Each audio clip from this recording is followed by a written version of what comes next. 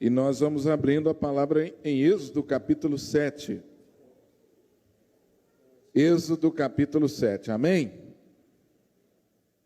Os irmãos estão animados a continuar no Êxodo, amém? O Êxodo é a saída, não é? Então nós estamos de saída, né, Ezequiel? Estamos andando, não podemos desanimar não, né? Paramos aí os estudos na virada do ano, no Natal, na virada do ano, mas vamos recomeçar. Depois que nós terminarmos o Êxodo, nós vamos ter uma série de assuntos diferentes, assuntos mais, vamos tratar assim, modernos, assuntos do nosso dia a dia, e depois nós retornaremos na sequência bíblica. Depois do Êxodo, nós vamos estudar o Levítico. Vamos fazer um intervalo com alguns assuntos diferentes entre o estudo do Êxodo e o Levítico. Por hora, nós continuamos no livro do Êxodo. Quem assistiu no cinema o Êxodo? Ninguém assistiu? Assistiram? Gostaram? Mais ou menos? É? Muito bem. O filme, ele tem muita coisa que está na Bíblia, tem coisa que não está. Mas um filme normalmente não se dispõe a ser fiel à Bíblia, né? A gente vai no cinema, a gente tem que saber disso. Mas é interessante que o filme retrata muita coisa que a Bíblia não retrata, mas historicamente é possível ter acontecido. Isso é importante a gente saber também. Os estudiosos, eles falam dessa possibilidade. Agora, quando nós lemos a Bíblia, nós temos que entender que ela não tem uma preocupação de contar a história. Então, às vezes, os capítulos vão se sucedendo e não tem muita sequência.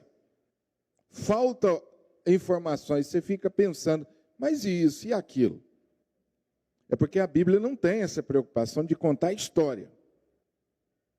Então, por isso que às vezes a gente sente que sim, não, está faltando alguma coisa aqui. Então, eu estava dizendo para minha esposa depois do filme que o filme retrata um Moisés, que a Bíblia é uma parte da vida de Moisés que a Bíblia não fala, mas que é possível que tenha sido assim. É possível, a gente não sabe. Quem vai garantir? A gente não sabe. Só o Papai do Céu que sabe e quem viveu naquela época, né? Mas é uma coisa interessante. Eu disse para ela, como que será que Moisés cresceu dentro do palácio do faraó e durante o seu crescimento ele viu o seu povo sendo escravizado? Como que será que ele deve ter administrado isso na cabeça dele? Por que só aos 40 anos ele resolveu fazer alguma coisa? A Jaqueline me disse, isso aí foi o amadurecimento dele. Eu falei, mas com 20 anos, com 30 anos, será que ele não teve aquele ímpeto? Porque aos 40 anos ele teve um ímpeto e saiu na defesa dos seus irmãos que estavam sendo escravizados. Nós vimos isso aqui. Mas e antes disso, como é que será que ele lidou? Vivendo no palácio as decisões de Faraó contra o seu povo. Como é que ele participava disso? E a Bíblia diz que ele era uma pessoa muito influente no Egito. Como será que foi isso? A gente não sabe. Mas uma coisa a gente sabe, que por volta dos 40 anos, a Bíblia nos fala que fica mais claro o tratamento de Deus na vida dele. Aos 40 anos fica mais claro esse tratamento de Deus na vida dele, que é quando ele, naquele ímpeto, ele vai separar a briga, né, dos seus irmãos lá, e ele acaba matando um egípcio. E a partir dali a Bíblia vai falando da história na vida de Moisés mais detalhada. E a gente sabe como é que foi o tratamento de Deus mais 40 anos. E depois desses 40 anos no deserto sendo tratado por Deus, então, ele vai com a sua família para o Egito. Ele volta com a sua família para o Egito. O filme não fala isso. O filme fala que ele voltou sozinho. Mas a Bíblia diz que ele voltou para a casa do seu sogro, pediu permissão para o seu sogro e levou a sua esposa e seu único filho, Gerson. O filme é fiel nisso, o Gerson estava lá. O Arão também estava lá. Mas no filme mostra que ele vai sozinho. Mas a Bíblia diz que ele não voltou para o Egito sozinho. E também a Bíblia não fala nada da sua esposa, como que ela se sentiu nesse processo. Então, por quê? Porque a Bíblia não tem preocupação de contar a história. Às vezes a gente fica com a pulga atrás da orelha, né? Eu queria saber isso, como é que foi isso? Mas a Bíblia, Deus não achou que seria importante nós sabermos. Aquilo que é importante está aqui. E nós então estamos nessa caminhada com Moisés, no capítulo 7. Nós vamos ver hoje o capítulo 7. É quando nós encontramos aqui o registro do primeiro embate de Moisés com o faraó. Primeiro grande embate de Moisés com o faraó, em obediência a Deus. O capítulo 6 termina com Moisés no desespero. Duas coisas podem levar o servo de Deus a uma situação como essa. Pode levar eu e você. Primeiro é quando nós vemos o tamanho da obra e nos sentimos indignos. A obra é muito grande, mas ao mesmo tempo Deus está confirmando no meu coração que eu sou a pessoa. A segunda coisa é quando nós temos a consciência dos nossos pecados. Isso muitas vezes nos leva a situação de desespero também. Duas coisas que podem acontecer na vida do servo de Deus, quando ele tem uma missão a cumprir, quando ele se sente comissionado por Deus para uma tarefa. Esse sentimento da grandeza da obra e da nossa insuficiência pode acontecer na minha vida, pode acontecer na sua vida, independente do nosso ministério. Vamos imaginar que você recebeu de Deus uma tarefa que você acatou como tarefa de Deus. Vamos imaginar uma função na igreja. Você nunca teve uma função na igreja, um ministério na igreja. Mas você recebeu aquela incumbência e você acredita ser de Deus. Ninguém sabe do que se passa com você, mas você está tremendo as pernas, porque aquela missão é muito grande. As pessoas olham para você e acham que você está tranquilo com isso. Mas só você e Deus sabem que você está apavorado com medo de não dar conta. Então, às vezes, essas crises, elas se passam entre Deus e o seu servo. E Moisés teve muitas dessas crises, que são normais ao servo de Deus. Isso é lição para nós líderes. Moisés é um exemplo claro de um líder para nós. E a Bíblia não esconde as crises de Moisés. Nós, como líderes, temos mania de esconder as nossas crises, né? Não vou contar não, porque o povo vai achar que eu sou fraco. Não é? Pode ser que da próxima vez eles não me escolham mais se eu começar a reclamar das crises. Às vezes nós não temos muita liberdade para compartilhar os nossos medos. Não é verdade? Mas a Bíblia não esconde os medos de Moisés, não. Ela expõe. Então Moisés termina o capítulo 6 numa crise. Porque Deus coloca diante de Moisés uma obra muito grande. E manda Moisés ir ao encontro de Faraó, dizer para Faraó, Faraó, libera o meu povo. E Moisés falou, Deus, quem sou eu para isso? O capítulo 7, você já encontra Deus tratando com Moisés, dando a Moisés um novo ânimo, dando a Moisés disposição nova. Então disse o Senhor a Moisés, diante da sua fraqueza. O que ele falou para Moisés? Moisés, olha, eu te constituí como Deus sobre Faraó. E Arão, teu irmão, será teu profeta. Olha como Deus tratou com Moisés. Moisés, você é o meu porta-voz.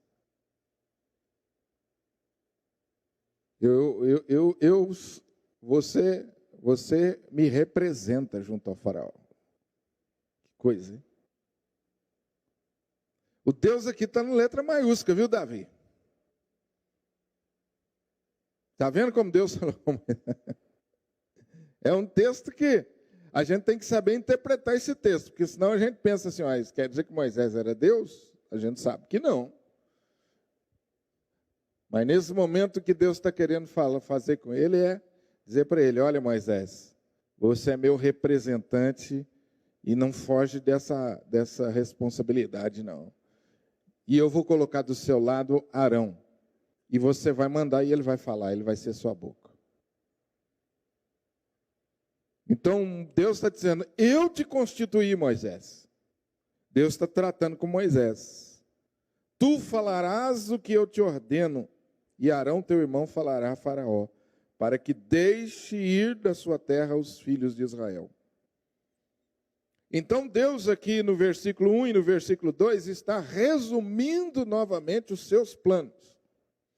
Irmãos, uma coisa interessante é que quando Deus, nas narrativas bíblicas em que Deus usa esses homens que nós vemos como Davi, Moisés, com Abraão, uma forma de Deus encorajar esses homens que às vezes são confrontados com o seu desânimo, com a sua insuficiência, com a sua pequenez, mostrando para eles novamente a visão do que eles têm que fazer. Porque às vezes o medo, as dificuldades ao redor, faz a gente perder o foco. Então Deus chama Moisés e fala assim, Moisés, não se esqueça que eu te chamei para isso. Fui eu, Moisés, não foi você que saiu por sua própria vontade, não, fui eu, Moisés. Então vá. E eu estou te enviando com essa missão. Pronto, final. Deus faz um resumo, sabe, Rafael? Resumo. A gente gosta de resumo, né? Mais fácil. Falei, Moisés, não esquece, não.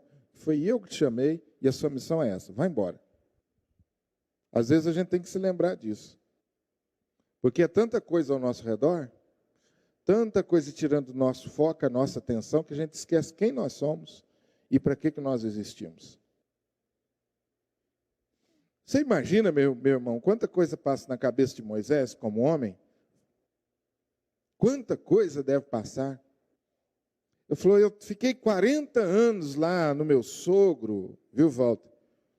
Ele arrumou um sogro bacana. Deu uma filha bonita para ele, deu serviço para ele, ele ganhou dinheiro. E ele deve ter pensado assim, eu fiquei 40 anos numa vida tão boa com meu sogro. E agora eu tenho que vir aqui passar por isso? Será que Moisés pensou isso ou não? O que vocês acham? É razoável? Se coloque no lugar de Moisés, a gente não pensaria isso? Espera aí, Deus.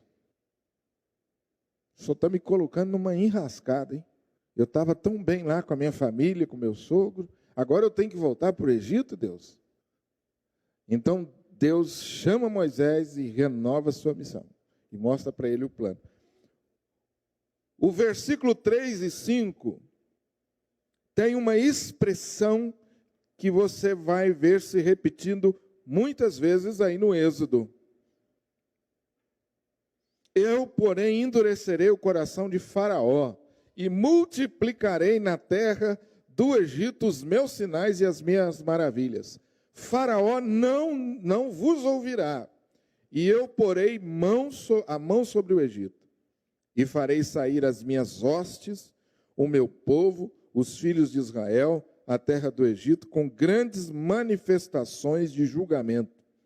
Saberão os egípcios que eu sou o Senhor, quando estender eu a mão sobre o Egito e tirar do meio deles os filhos de Israel. Assim fez Moisés e Arão, como o Senhor lhes ordenara, assim fizeram. Eu quero que vocês agora me expliquem isso. Professor de escola dominical, pregadores, me expliquem isso aqui agora. Deus mandou Faraó, Deus mandou Moisés. Moisés estava meio desanimado, com medo. Deus falou para ele: Moisés, vamos lá. Encorajou Moisés, e Moisés levantou todo animado. E Deus falou assim para ele: agora, Moisés, você vai falar e Faraó não vai te ouvir. Então, eu quero que vocês me expliquem isso, viu, Zé Mauro? Você que é professor de escola dominical, teólogo, me explica isso aí. Espera aí, Deus, se o Senhor está me mandando, eu já não estou querendo ir, o Senhor está me mandando, ainda fala que Ele não vai me ouvir? E aí, Belozi? Vai lá, Belozi, prega a palavra, mas aquela pessoa que eu estou te mandando, Belozi, não vai ouvir. E, oh Deus, então não vou não, vai. Então você vai uma vez, Belozi, você vai duas vezes, você vai três vezes. Por que Deus fez isso? Por que Deus endurece o coração das pessoas a quem Ele nos envia pregar? Essa é a pergunta. Por que Deus endurece o coração das pessoas a quem Ele nos envia pregar? Guilherme.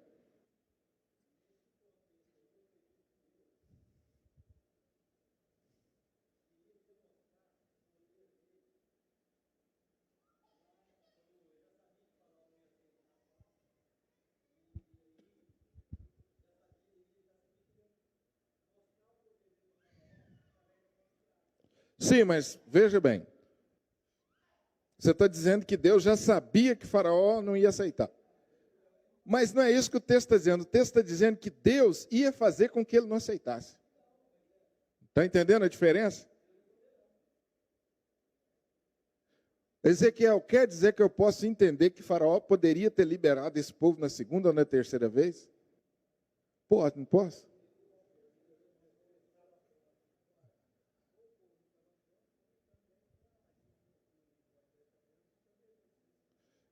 O Ezequiel está dando uma resposta aqui. Deus endureceu para que o Moisés não estava pronto, para que o Moisés não se ensoberbecesse. Hã? Então diga para mim qual é.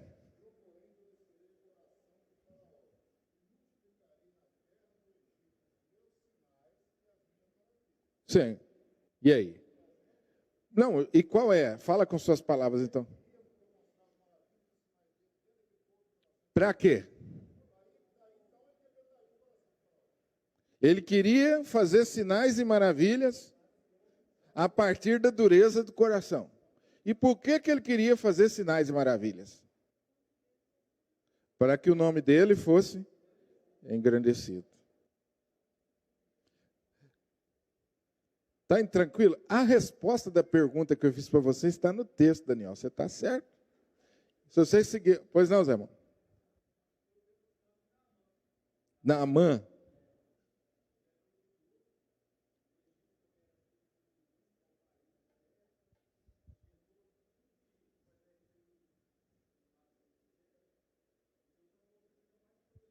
Vocês lembram da história de Naamã?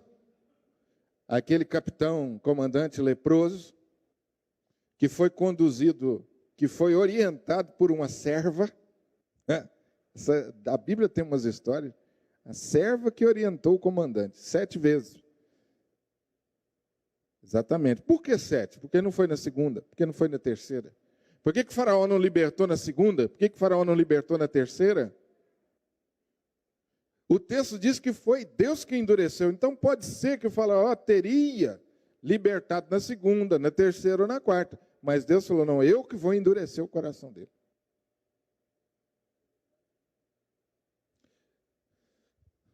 Você já parou para pensar na dureza do coração do homem?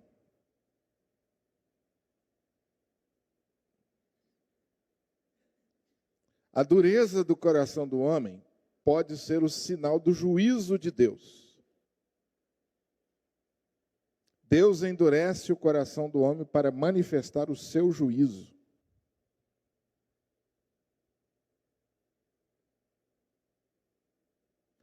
Por que o juízo de Deus sobre o Egito?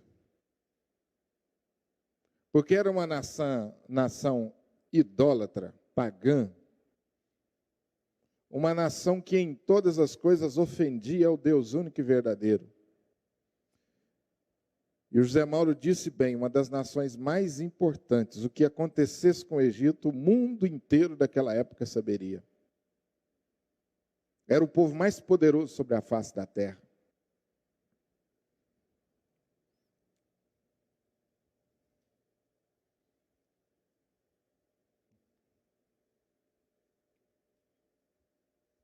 Deus não endurece os homens infundindo o mal em suas naturezas, mas através de meios. Falsos profetas, 2 Tessalonicenses, fala sobre os falsos profetas que surgirão no final dos tempos, e farão sinais e prodígios, e, se possível, enganariam até os eleitos. A Bíblia diz que esse vai ser um sinal dos últimos tempos, o endurecimento do coração das pessoas. E os falsos profetas serão instrumentos de Deus para isso. Misericórdia, hein?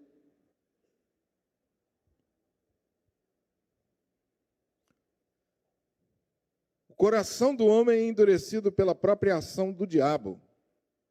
A Bíblia diz que o diabo cega o entendimento dos incrédulos. Deus pode permitir que Satanás exerça um poder maior sobre aqueles que ele irá endurecer de maneira especial. Concordam, amém? Tem sentido bíblico isso, não é? Deus pode liberar Satanás, ou fazer de Satanás seu instrumento. O homem pode ser endurecido pelas circunstâncias. Deus pode permitir que certas coisas aconteçam e transformem os desejos malignos dos homens em ações. Sejamos todos humildes, às vezes é somente a falta de oportunidade que restringe os homens de cometerem uma ampla decadência. O próprio estado mental do homem. Algumas palavras utilizadas no hebraico para se referir ao ato de Deus endurecer aos homens têm o sentido de firmar a resolução de alguém. Talvez pudéssemos dizer que, embora Deus não inicie as convicções malignas do homem, Ele dá a alguns homens a coragem de suas próprias convicções. Amém ou não? Interessante isso aqui, não é? Deus não iniciou o intento maligno, mas Ele pode ter criado circunstâncias em que aquele intento maligno ganhou mais força e mais convicção.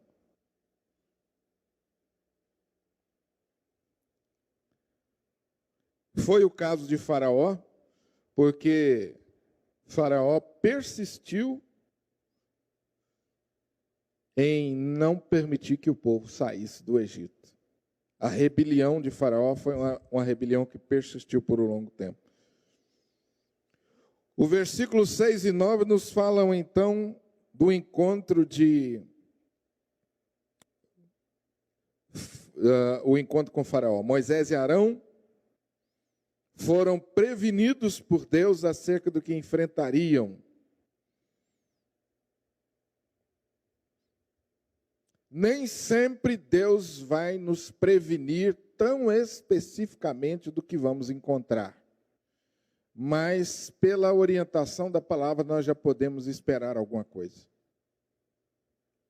Entenderam? Amém? Deus disse a Moisés e Arão claramente o que Faraó ia fazer. Mas, às vezes, Thaís, Deus pode enviar você para falar com alguém, ou para uma missão, e não dá para você os detalhes, como deu para Moisés. Mas, pela sua inteligência, pelo seu estudo da palavra, você já pode pensar no que você vai encontrar. Então, nós não podemos dizer que Deus nos manda para uma missão sem nos preparar antes. Às vezes, nós é que não estudamos, não pensamos, não nos preparamos devidamente. Mas Deus não nos envia para uma missão às cegas. Ele nos capacita. Ele nos capacita.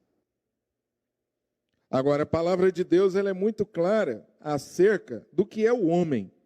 E do que você pode esperar de um homem que não tenha Cristo como Salvador. Então, quando você vai, por exemplo, para uma missão evangelística, você já, mais ou menos, você já sabe qual que é a atitude de um homem que resiste à palavra. Então, você já se prepara. No verso 10 ao verso 13, então, o primeiro sinal. Então Moisés e Arão se chegaram a Faraó e fizeram como o Senhor lhes ordenara. Lançou Arão o seu bordão diante de Faraó e disse diante dos seus oficiais, e ele se tornou em serpente. Faraó, porém, mandou vir os sábios e encantadores, e eles, os sábios do Egito, fizeram também o mesmo com as suas ciências ocultas, pois lançaram eles cada um o seu bordão, e eles se tornaram em serpente.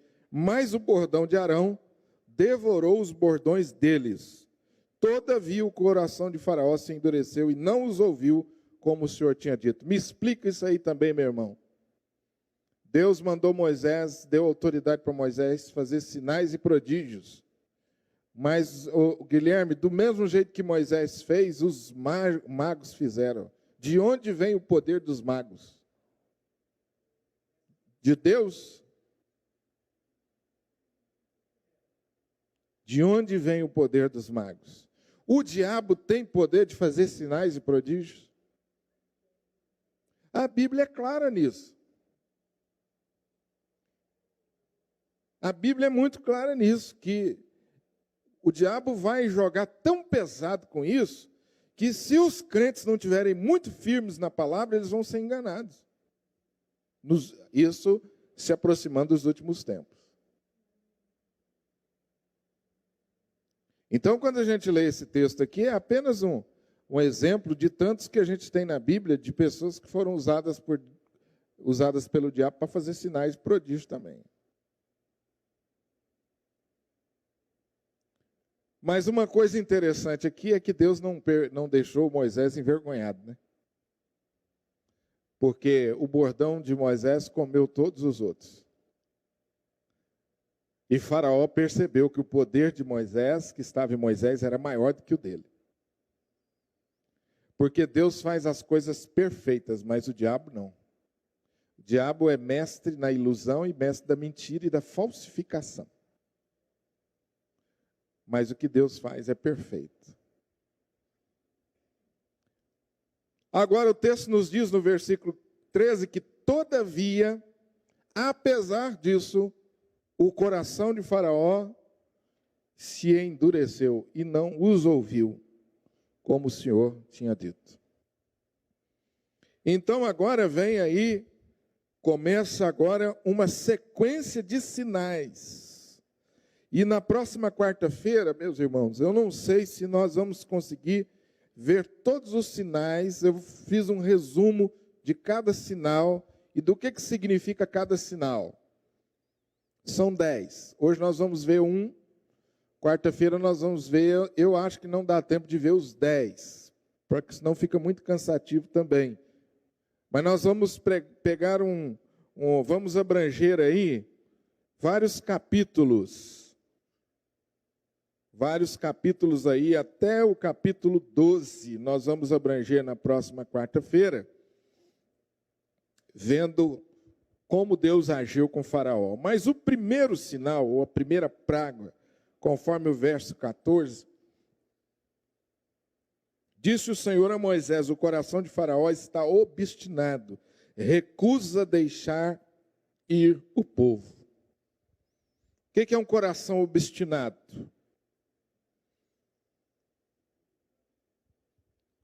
Obstinado é uma pessoa teimosa. é a perseverança contrária. Ele persevera para o mal. Ele é determinado em continuar fazendo o que está errado.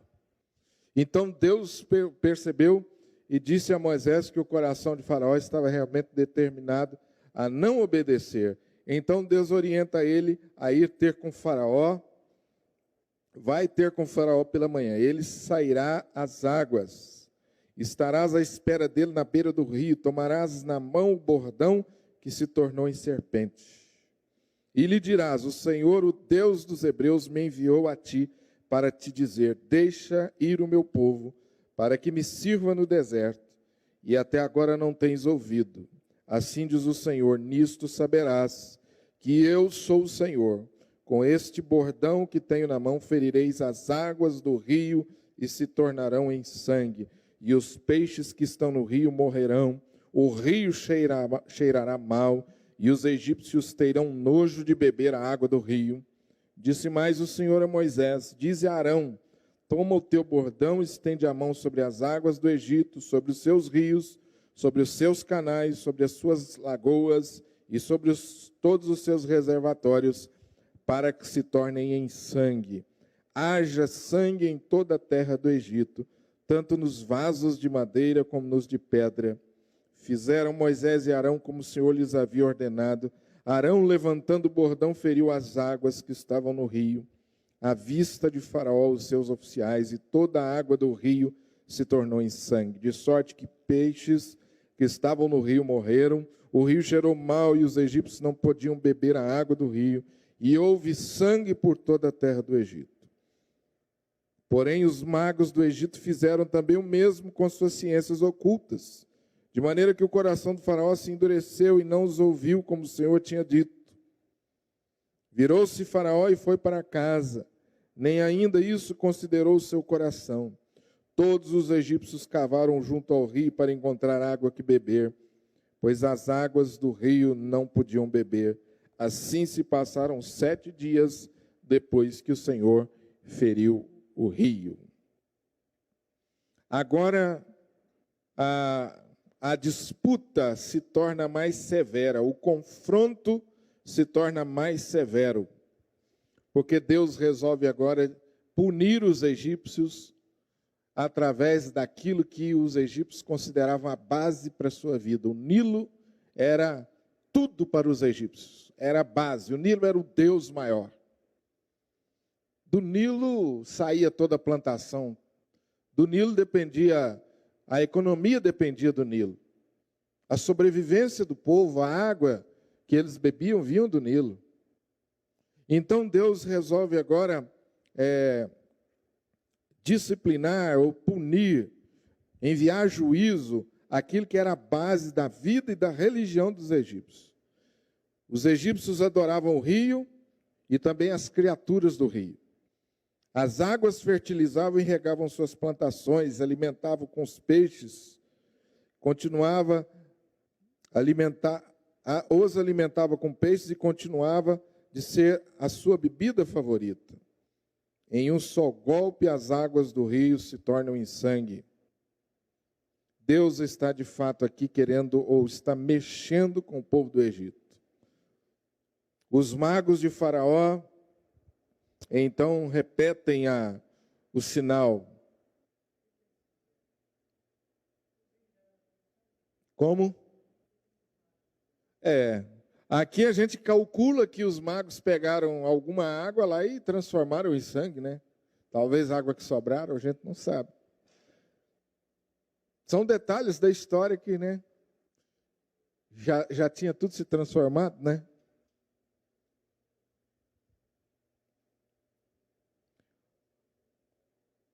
O julgamento durou 7 dias. Aos egípcios foi também permitido cavar para encontrar água para a sua sobrevivência. O Senhor é longânimo, ele se torna mais duro somente na medida em que o homem insiste em sua rebeldia. Lembre-se de que Moisés avisou 2 vezes antes que o julgamento ocorresse. Esse assunto, entre os muitos que nós já mencionamos aqui, nos coloca também a pensar um pouco sobre até onde vai a dureza do coração do homem e a misericórdia de Deus. Como Deus trata a dureza do coração do homem muitas vezes. Já parou para pensar nisso? Você já esteve do lado de alguém que você falou do evangelho para ele? Está muito claro para as outras pessoas que o evangelho é a solução para ele. Ele não tem outra coisa a fazer, mas ele ainda assim persiste na sua dureza. Já esteve do lado de alguém assim?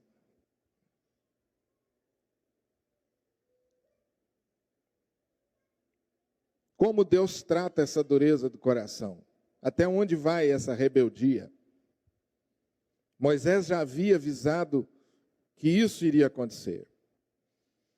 Agora, meus queridos, eu coloquei aí na nossa folha de estudo um comentário que eu achei muito interessante, que nós vamos mencionar ele no próxima quarta-feira com detalhes, que é a introdução a essas pragas que se seguem, tendo como primeira essa praga de transformar a água do Nilo em sangue. As pragas vieram por acaso? Ou seja, tinha alguma razão de ser o fato de a ordem dessas pragas tinha algum sentido? Ou isso foi aleatório? Qual era o propósito de Deus enviando uma após outra e exatamente aquele tipo de praga?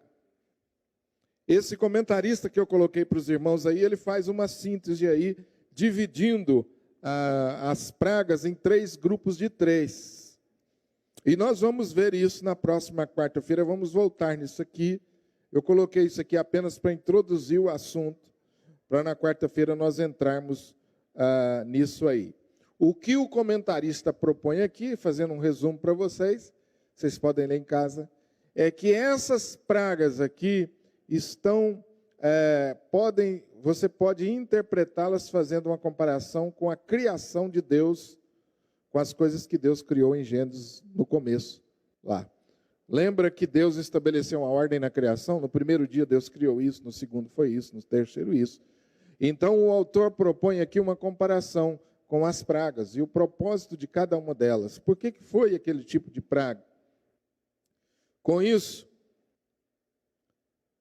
a Bíblia mais uma vez mostra para nós o conflito entre Deus e o diabo, ou entre o reino de Deus e o império das trevas, tendo aqui como seu representante o Egito.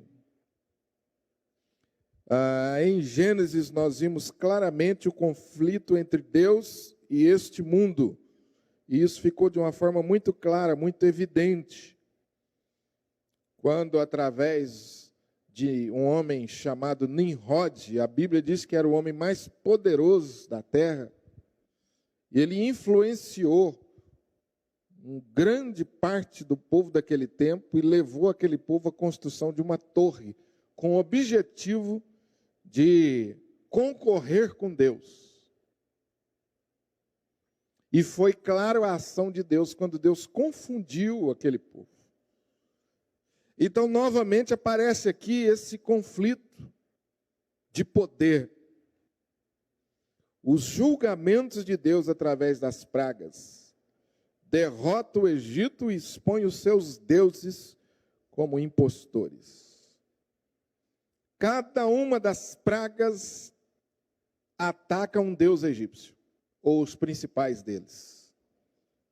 Estes eventos permanecem para sempre como um aviso para as nações do futuro e o grande julgamento que acontecerá um dia, de forma definitiva na volta de Jesus.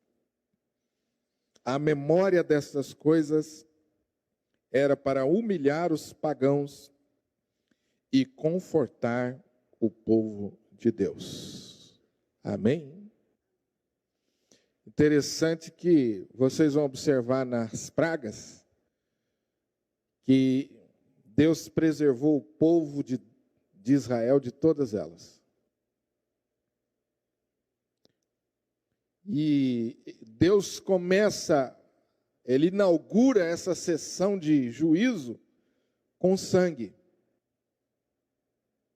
E termina essa sessão com sangue.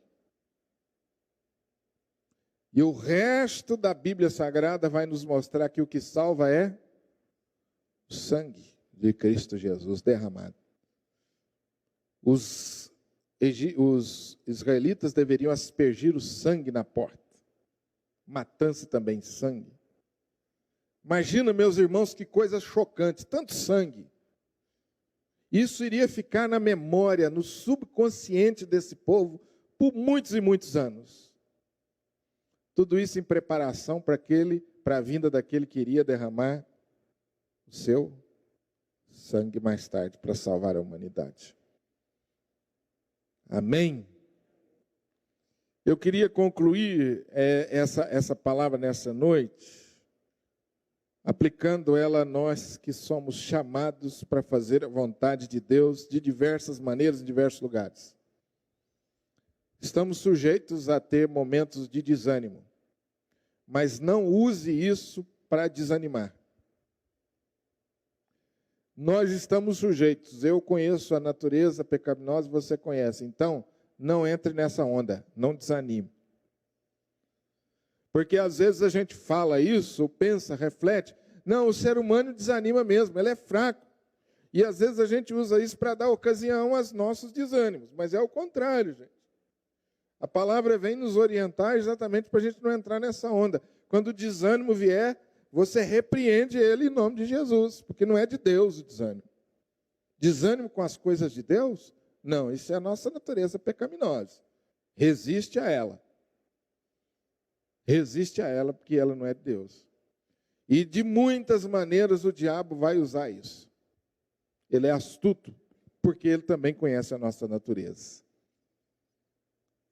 Lembre-se de quem nós somos. Foi o que Deus fez com Moisés. Moisés, você é aquele que eu constituí. Lembre-se de quem você é. E lembre-se para que nós existimos. Não desanime. Amém? Que Deus nos abençoe e nos encoraje a sermos esse Moisés no meio do Egito, porque na verdade o mundo é o Egito, né? O Egito, até a volta de Jesus, ele tipifica o reino das trevas. O Egito, a Babilônia. Então nós fomos enviados para viver no meio do Egito, no meio da Babilônia. Que Deus nos ajude e nos encoraje a continuar dando um bom testemunho, a sermos fiéis, a sermos verdadeiros Moisés. Amém, gente?